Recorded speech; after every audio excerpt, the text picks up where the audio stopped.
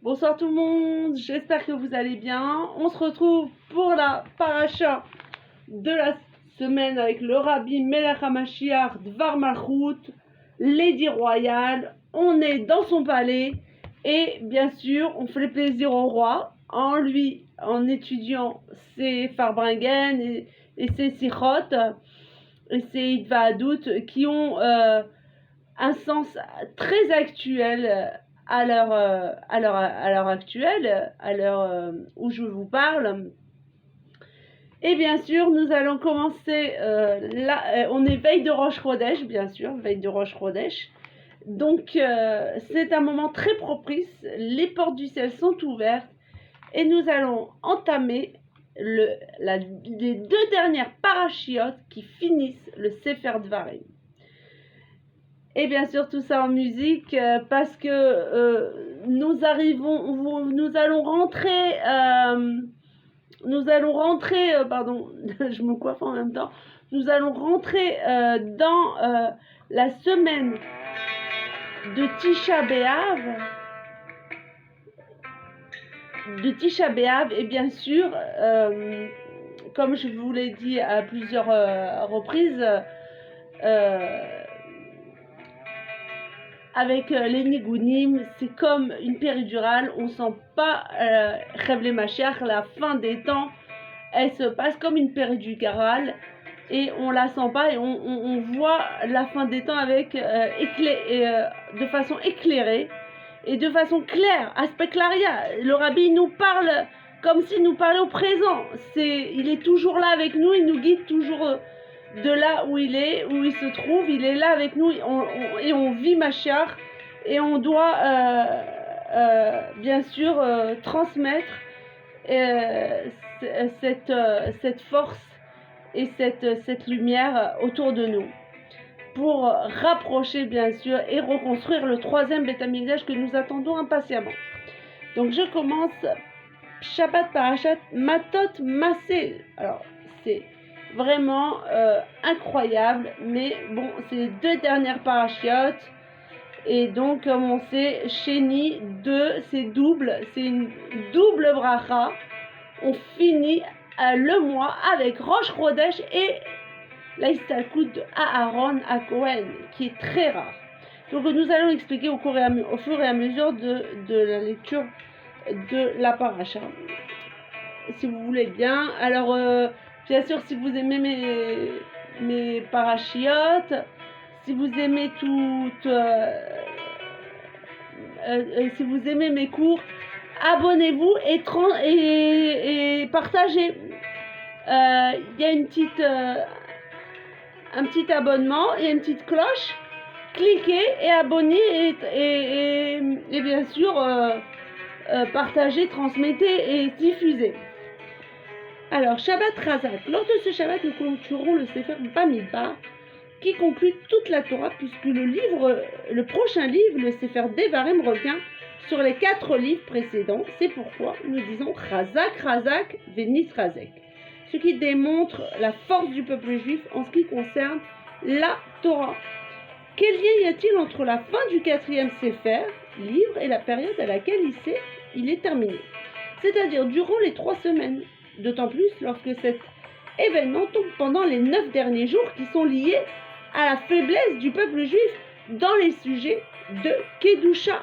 Et oui, plus on avance dans le temps et plus on se rapproche de la semaine de Tisha B'Av, où justement dans cette période-là, Ben Hametzarim, ce qu'on appelle les Ben Hametzarim, c'est-à-dire les 3 semaines où l'on doit intensifier dans l'étude des lois sur le Beth Amikdash, comment le Beth Amikdash a été créé, de quelle façon, et comment les Kohanim servaient le temple, et où était l'emplacement de chaque ustensile du temple. Mais là, normalement, c'est un moment, une période faible, et c'est un moment où on est en deuil, mais le Rabbi va nous l'expliquer plus largement et plus clairement.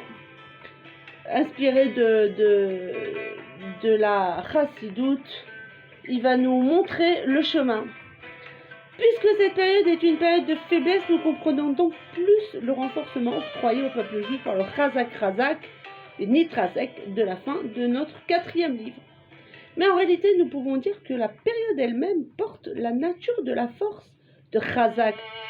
Comme notre Shabbat le souligne, on va un peu baisser puisque...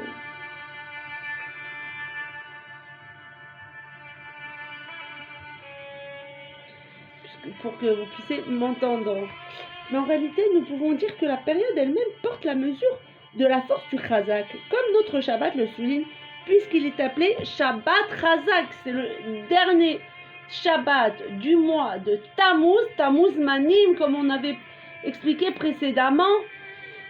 C'est la fin des temps où on est en train de vivre les derniers instants. Alors préparons-nous. Et on appelle ce dernier Shabbat du mois de Tammuz, et en même temps, on finit le Sefer, le 4e Sefer de la Torah, la Parashat, le Sefer Bamidbar. Donc on appelle ce Shabbat Chazak. On doit être fort et avoir peur de rien. Parce qu'Hachem nous protège et le Rabbi est avec nous également.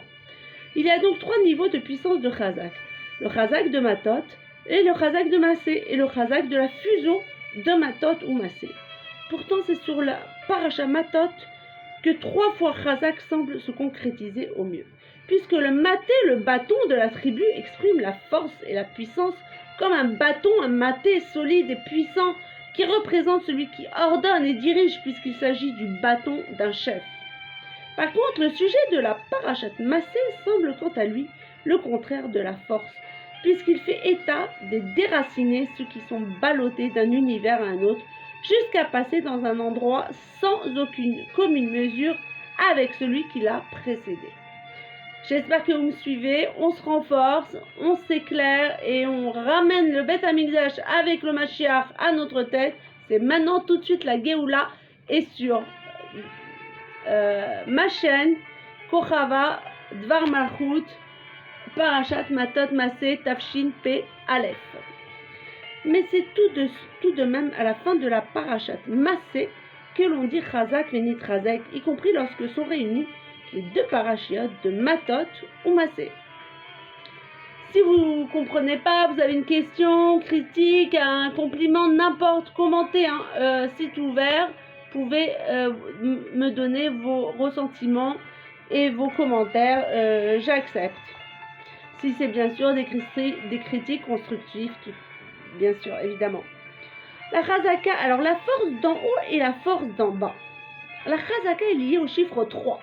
Il s'agit ici d'un triple état de force Chazak.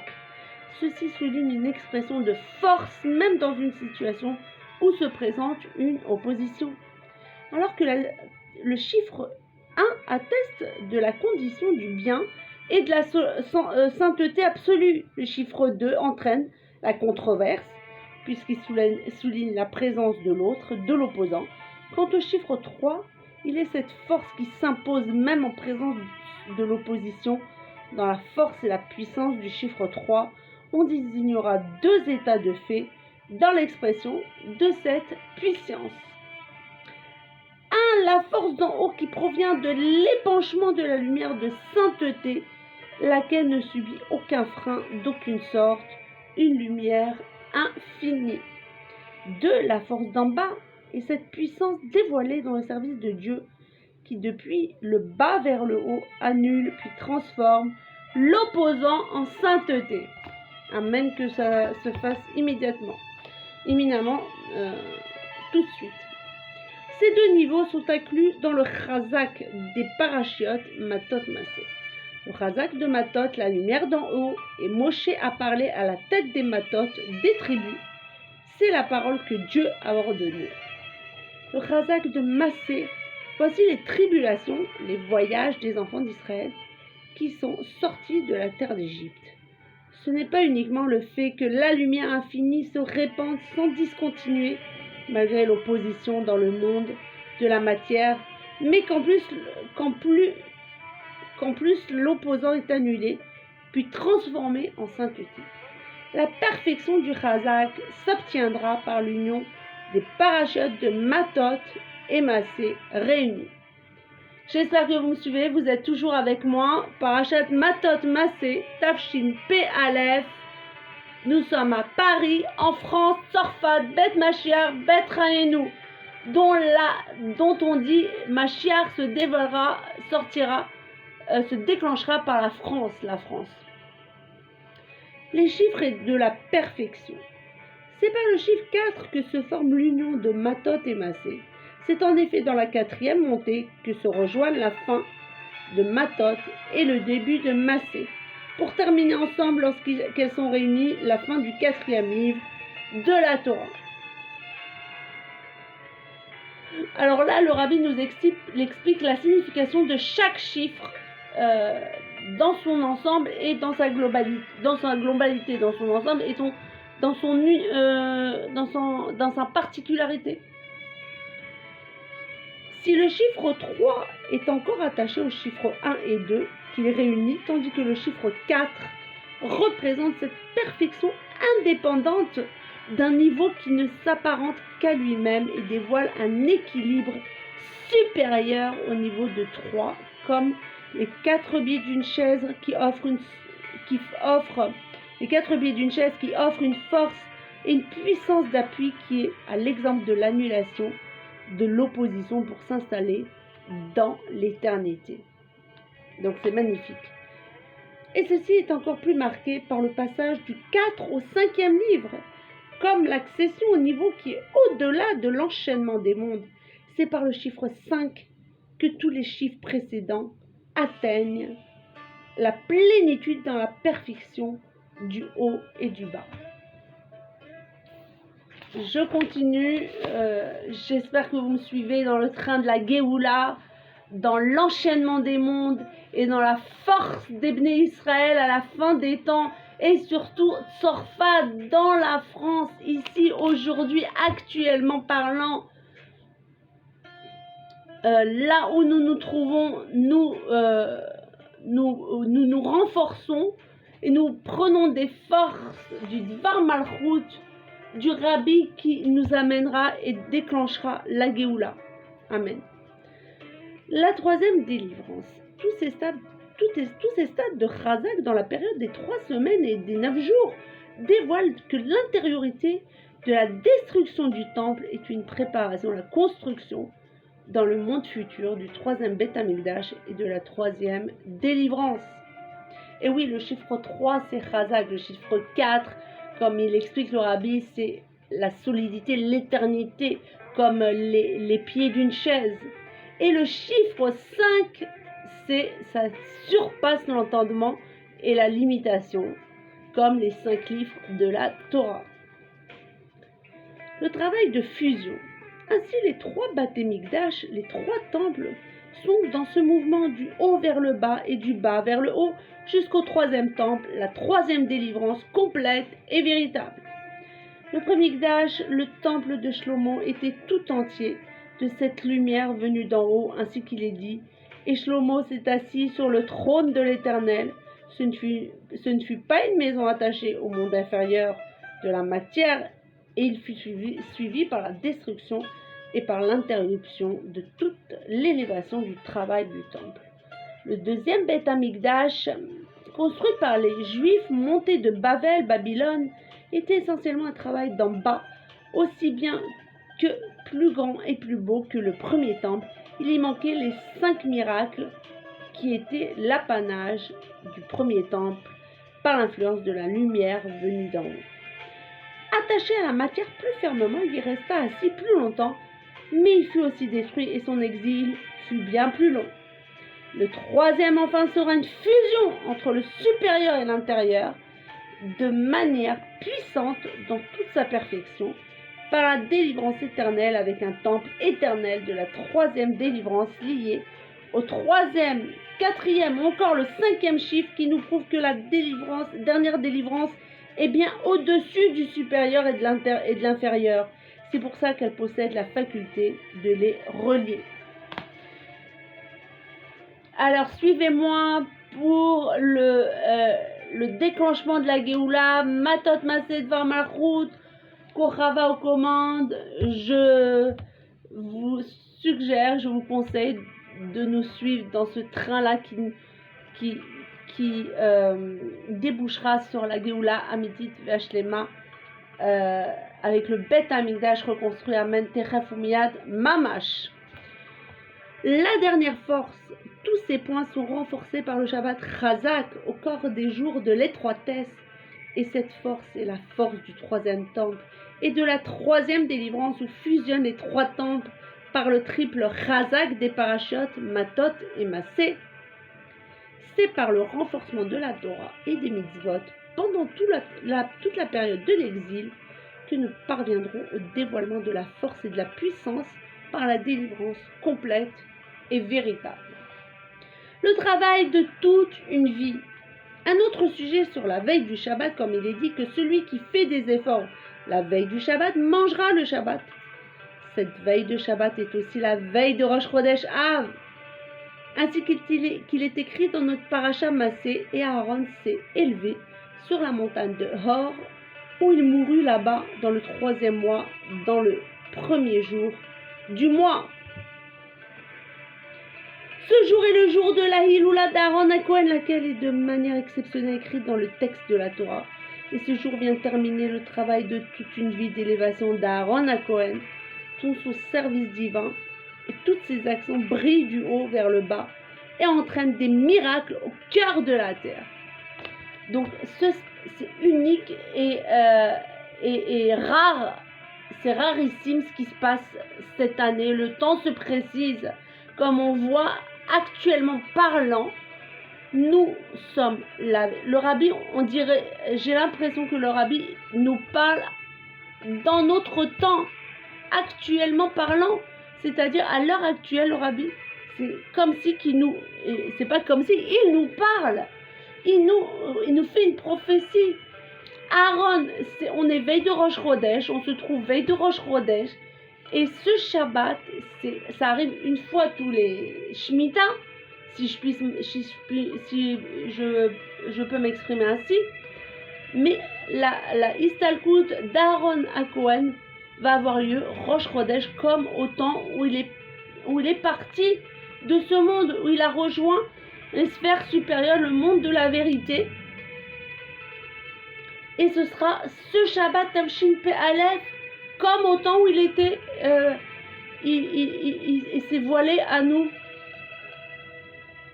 Et c'est grandiose parce que c'est très rare, c'est un moment vraiment unique et rare, que c'est un moment propice pour demander toutes les yeshod. Non seulement c'est Rosh Chodesh, mais en plus c'est la Histalkut de Aaron à Cohen. Donc on doit rajouter dans le Kiruv Alevavot Aaron à Cohen, au Ev Shalom, au Dev Shalom, au Mekarvan la Torah, rajouter dans le Havat Israël la paix. On sait qu'Aaron représente la Birkat Kohanim, la paix,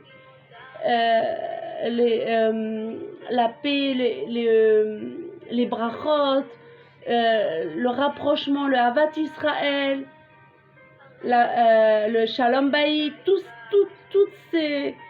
ces notions qu'Aaron à Cohen inspirait et faisait, on doit le rajouter à l'heure actuelle et spécialement ce Shabbat et spécialement dans cette période où nous nous trouvons pendant les 3 semaines de Ben Hametzarim, où on doit renforcer dans le Havat Israël parce que le Bet Hamikdash a été détruit à cause de la Sinat Rinam, la haine gratuite. On doit rajouter dans l'amour gratuit. C'est ça qui déclenchera et qui reconstruira le 3e Bet Hamikdash. Amen. Les nuées de gloire. Lorsque les enfants d'Israël apprirent l'élévation de l'âme d'Aaron à Cohen, ils pleurèrent tous. Toute la maison d'Israël, les hommes aussi bien que les femmes, ceci parce que Aaron recherchait le shalom, la paix, et prodiguait les bienfaits de l'amour, ainsi qu'il est spécifié dans le langage de la Mishnah. Aaron à Cohen est cet homme qui aime le shalom et poursuit le shalom, aime les créatures et les rapproche de la Torah. Aussitôt après l'annonce de la mort d'Aaron, la Torah nous rapporte que les Kenaanim ont entendu. Qu'a-t-il entendu? La Torah nous enseigne que les nuées de gloire se sont retirées après le départ d'Aaron. Observons que si par le mérite de Moshe nous recevions la manne et que le puits de Myriam nous abreuvait en eau pure, ces deux bienfaits miraculeux étaient toutefois distribués dans une mesure et une limite. Pour la manne, une mesure de Homer par tête, si les eaux jaillissaient sans interruption, elles étaient tout de même reçues de manière individuelle et limitée. Tandis que les nuées de gloire étaient du véritable niveau de Makif, une lumière infinie qui entourait sans distinction tous les enfants d'Israël, totalement au-dessus de toute notion de séparation. Ceci est aussi la qualité particulière d'Aaron à Cohen, qui sans s'épargner un instant distribuait son amour à tous les enfants d'Israël, dans une influence qui visait à unifier tous les individus du peuple juif en les soudant dans l'unité de l'amour d'Israël. Nous devons nous aimer les uns les autres. Non, je récite pas la chanson Aimons-nous les uns les autres, mais c'est exactement ça qu'il faut faire. Il faut être unis, il faut être ensemble. C'est que en étant unis et en étant ensemble dans l'unité parfaite, que Hachem est dans la paix, que Hachem déclenchera la Géoula véritable et complète avec le Beit Hamikdash et le Rabbi à notre tête.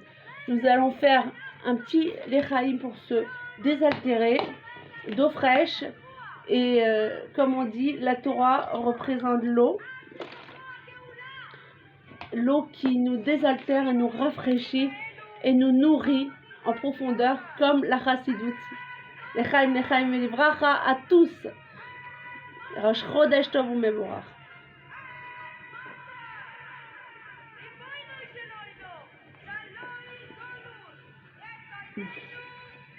Le grand amour à Aaron qui unifie le peuple juif. Le nom d'Aaron fait allusion à tout ce qui vient d'être dit. Aaron en hébreu s'écrit Aleph, He, Resh, Nun, Sophit. Les deux lettres du milieu Har est une allusion à l'amour et le Aleph qui le précède se réfère au niveau de Pélé qui signifie merveilleux. Il s'agit donc d'Ahava Rabba, d'un grand amour qui démontre la différence entre l'amour d'Abraham et celui d'Aaron.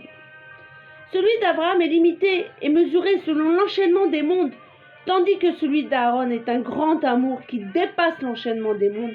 D'ailleurs, Aharon porte les deux premières lettres du mot Ahava, et la lettre Resh fait référence au mot Rabba.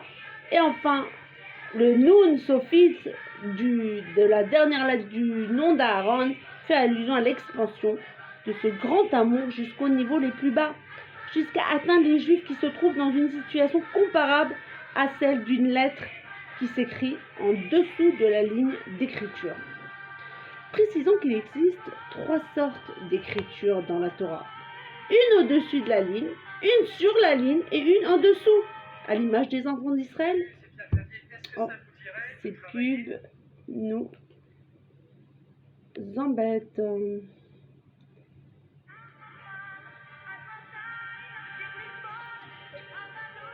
Alors, je continue. Vamachut, Parashat Matot Masé, Sarfat, Bet Mashiach, Bet Raenu, ici avec Kochava, en direct vers la Géoula et le Bet Hamikdash Ashlishi, Tafshin Pe'alef. Et Renou Niflaot, je vous montrerai des merveilles. Préparez-vous, il y aura des miracles qui vont tomber sur le Ham Israël, qui ressemblent aux lettres de la Torah. De façon générale, les enfants d'Israël sont comptés au nombre de 600 000. Comme nous l'enseigne le mot Israël qui fait référence aux acrostiches de Yeshishim Ribo Otiot la Torah. Soit il y a 600 000 lettres dans la Torah, le niveau d'Aaron est au-dessus de la division. Il a donc la force de rattacher et d'unifier tous les détails et les différences qui se trouvent parmi le peuple juif. C'est tellement beau. Prenons exemple sur Aaron à Cohen qui savait unifier et faire la paix entre un homme et une femme, entre un homme et son prochain. Et c'est ça qu'il faut rajouter, spécialement ce Shabbat, pendant les 3 semaines, où nous trouvons dans une période d'étroitesse, de faiblesse, où on a perdu notre essence divine, le Beth Amikdash, la royauté, que grâce à notre amour avec notre prochain et la Ahava Rabba que Aaron diffusait et faisait prospérer au sein du peuple juif, que nous le pratiquons chacun avec sa façon d'être, mais encore Ahava Rabba, on doit vraiment rajouter et surtout ne pas tenir rancune, parce que quand on tient rancune, Chas Shalom, alors c'est là que la division se fait et c'est pas bon. Et quand un verre est cassé, l'eau tombe, la bracha elle tombe, elle se tient pas dans le kéli. Quand un verre est fêlé ou cassé, l'eau qui doit remplir le verre, elle ne tient pas dans le kéli et tombe, et donc la bracha elle tombe. Chas Shalom. En faisant en sorte de ne pas faire tomber la bracha par terre. La particularité d'Aaron. Aaron entraîne dans la fusion de 2 influences de 2 lignes, celle du haut vers le bas et celle du bas vers le haut. Ceci rejoint l'un des sujets essentiels d'Aaron à Kohen. Il s'agit de la Birkat, la bénédiction à Kohanim, qui est un commandement positif de la Torah. Que les Kohanim bénissent le peuple juif chaque jour en élevant les mains, Shulchan Aruch de l'Admour Hazaken, Seif Aleph. Et l'on sait que la Birkat Kohanim porte les 2 qualités de la Tfila, la prière, et de la Bracha. La lévation de la Bracha réside dans sa faculté de drainer l'influence du haut vers le bas, alors que la Tfila entraîne l'élévation du bas vers le haut. La Birkat Kohanim réalise la fusion de la Bracha et de la Tfila et entraîne ainsi la rencontre des 2 influences, du haut vers le bas et du bas vers le haut. Cette force, nous l'avons dit, est liée à la valeur particulière du chiffre 3. Un 3e niveau au-delà de ces 2 mouvements. Aussi, la Birkat Kohanim est désignée dans la Torah par le terme la triple bénédiction. Comme le décompte des années d'Aaron qui furent de 3 années encore en plus que celle de notre maître Moshe qui vécut 120 ans, là aussi dans les 123 ans d'Aaron, le chiffre 3 atteste d'un niveau supérieur aux 2 lignes d'influence. C'est clair, hein? No comment. Je continue. Je suis à mon bien-aimé et mon bien-aimé est à moi. C'est sur ce point que nous définirons le lien entre l'élévation particulière d'Aaron et le jour de sa Istalkut, l'élévation de son âme dans le 5e mois, le 1er jour du mois, et qui va être qui va être chez nous demain, Shabbat, qui va tomber pile ce Shabbat cette année, Tafshin Pe'alev. C'est un moment rarissime, c'est une perle, c'est un diamant. Donc c'est un diamant qui descend du ciel, c'est une bracha immense, la Birkat Kohanim, qui descend, la royauté d'Aaron, qui descend ce Shabbat sur nos têtes. Vous vous rendez pas compte de la grandeur et la miséricorde d'Hachem, de la bonté Rasdé Hachem. Et il faut remercier et faire en sorte d'honorer ce jour encore plus qu'à l'habitude, qu'à l'accoutumée.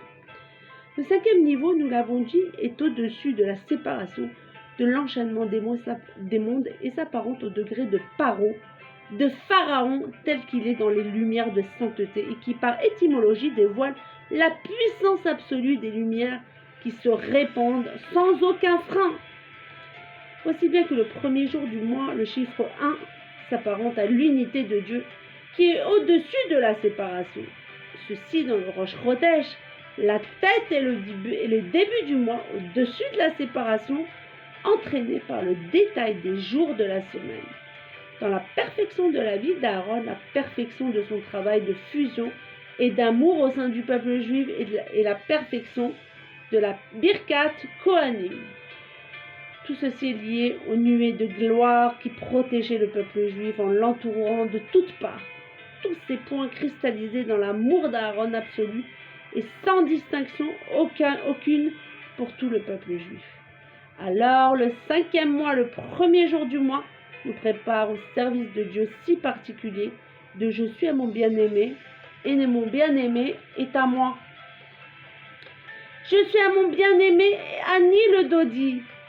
L'influence du haut vers le bas du mois de Tishri.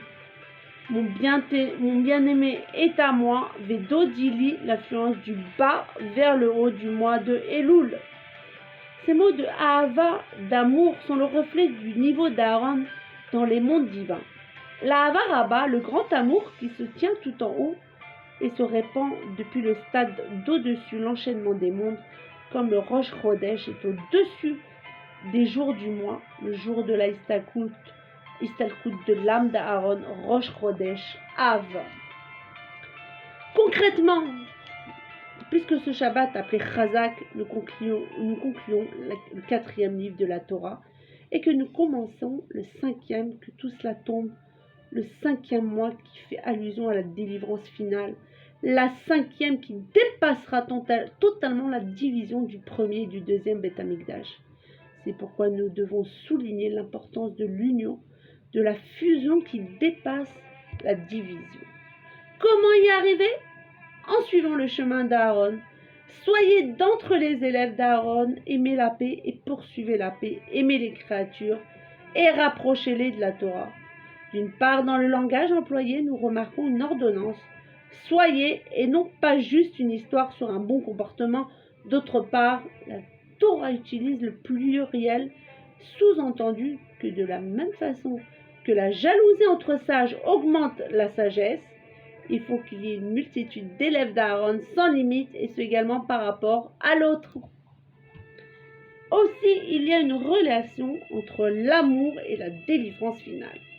Pas seulement dans le fait que par l'amour l'exil s'annule, puisque la haine en était la cause, mais aussi puisque nous avons terminé les 42 étapes dans le désert des nations, que nous nous trouvons déjà sur le Jourdain à l'instant où le Mashiach sent et juge. Il est certain que la cause qui a provoqué l'exil a déjà été réparée.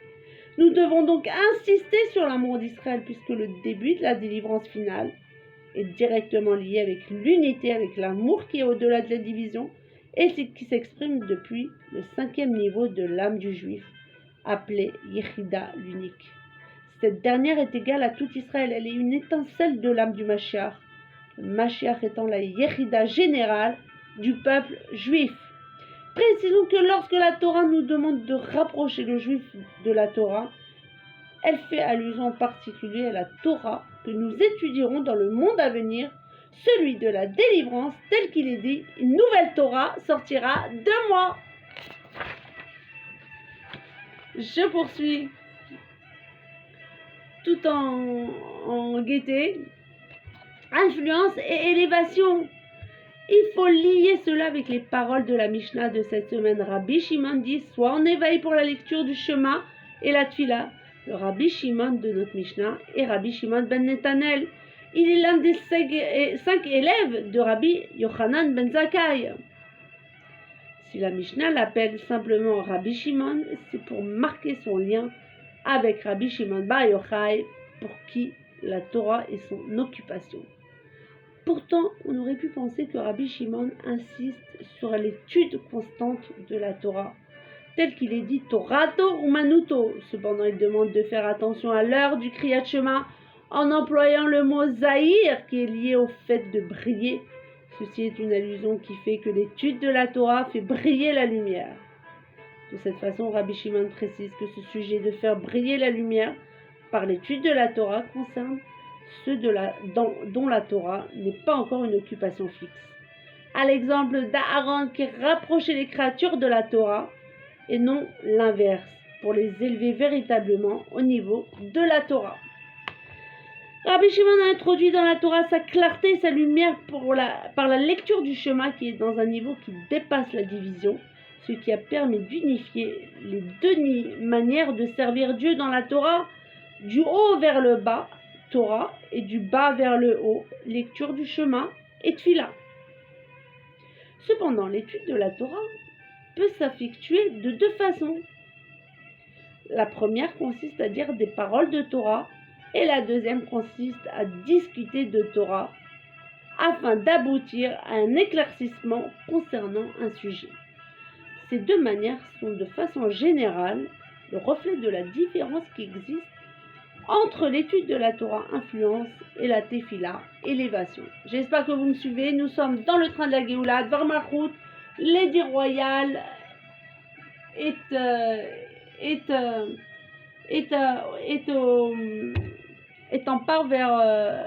en route vers la Géoula. C'est le journal actuel que nous devons lire. C'est comme le journal quotidien que nous avons tous les jours, le Parisien, que Dieu nous en préserve, l'Avdi Ben Kodesh de Rôle, ou Figaro, etc. Je me souviens pas de tous les noms des journaux. Donc,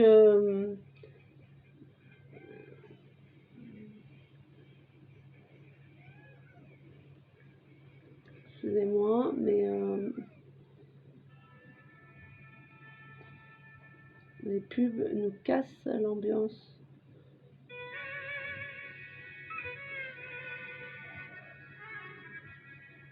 Donc, nous sommes en route vers la Géoula avec le Rabbi Melech HaMashiach à notre tête. Vers la route, l'édit royal est au bout du jour, est vraiment actuel. Soyons prêts à l'accueillir. Rajouter dans la joie prépare la délivrance. On sait, c'est très dur en ce moment, il y a plein de restrictions, mais tout descend d'Hachem. On dit que même les Juifs, quand ils sont descendus en Égypte, c'était dur pour eux l'esclavage.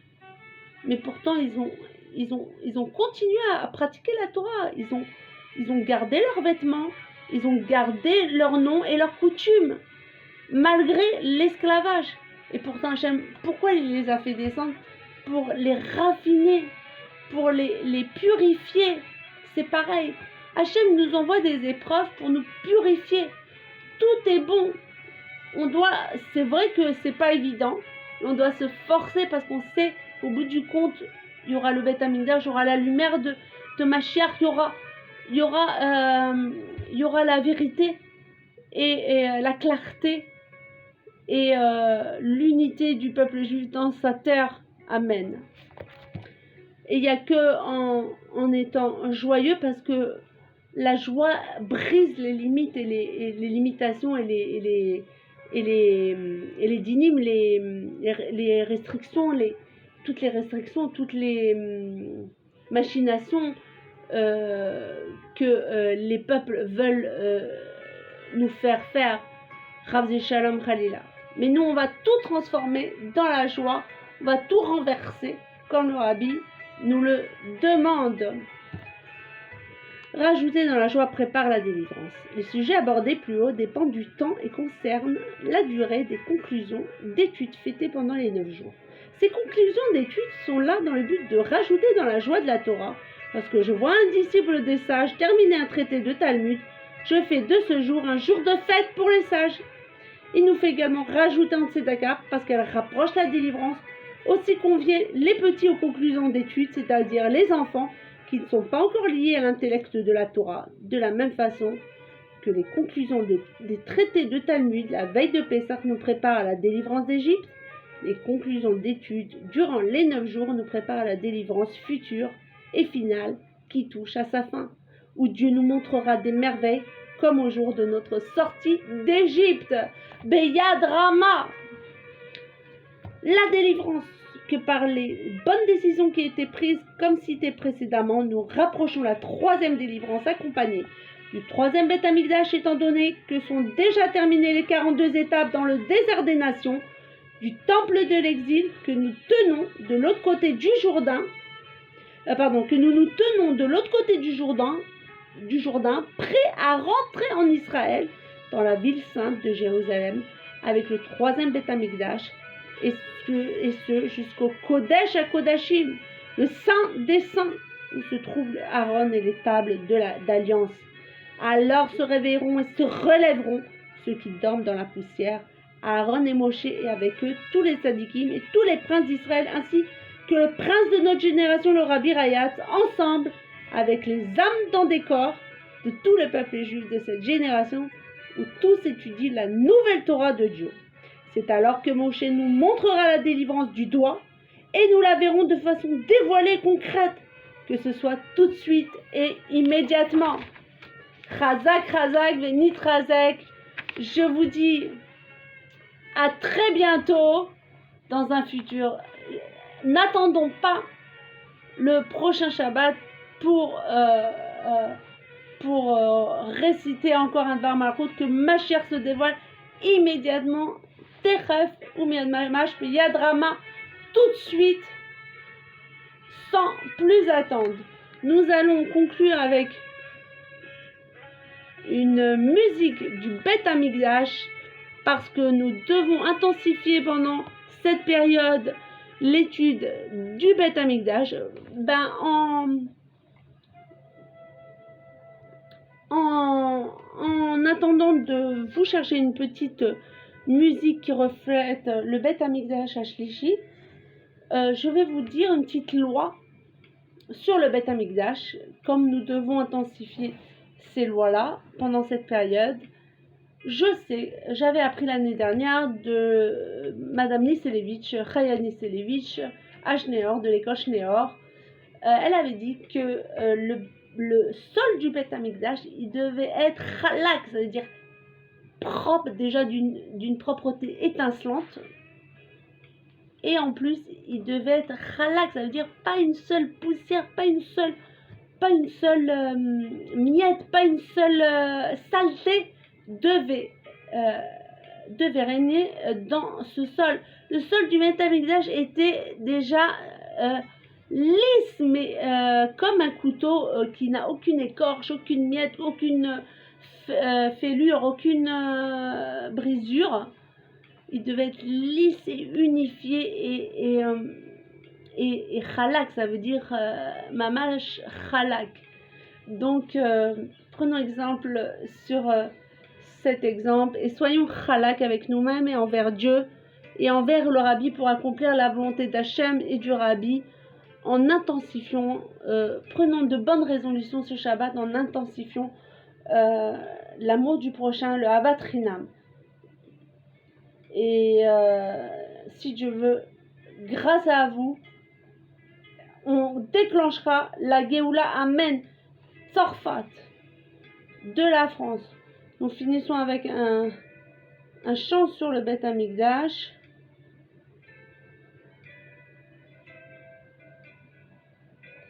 Désolé, le temps de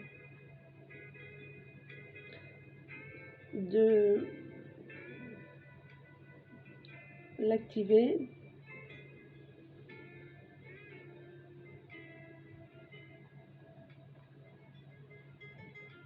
Alors,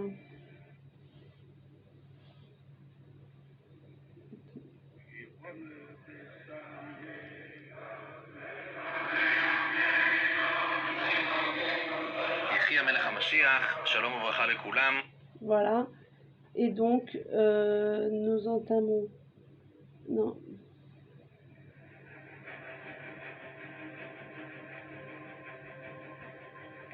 Le Mishkan était l'ancêtre du Beth Amikdash. Le Mishkan, c'était un petit Beth Amikdash en plein désert. Les 12 tribus d'Israël campaient tout autour du Mishkan. Moïse, après avoir survécu. Désolé de ce petit problème technique.